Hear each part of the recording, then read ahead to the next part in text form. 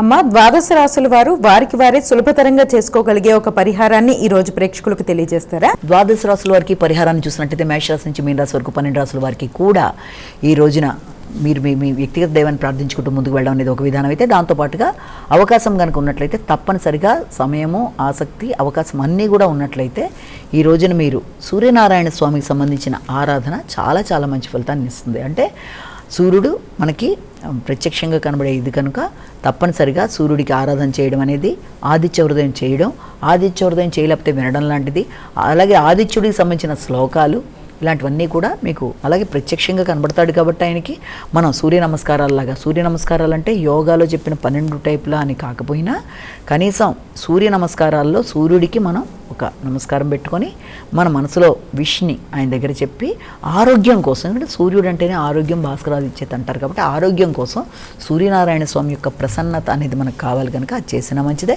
అవకాశం ఉన్నట్లయితే నవగ్రహ దేవాలయానికి వెళ్ళినా కూడా మంచిదే. ఎందుకంటే గోచరరీత్యా చెప్పే ఫలితాల్లో చిన్న చిన్న సమస్యలు ఏమన్నా ఉంటే వాటిని అధిగమించడానికి మీ ఇష్టదేవత ప్రార్థన కానీ లేకపోతే మనం చెప్పిన ఈ యొక్క సూర్యనారాయణ స్వామికి సంబంధించినవి చేసుకున్నా విన్నా అది కూడా మంచి ఫలితాన్ని ఇస్తుంది. దానివల్ల ప్రశాంతత అనేది ఏర్పడుతుంది కనుక చేసుకుంటూ ముందుకు వెళ్ళడం అనేది చాలా మంచిగా చెప్పచ్చు.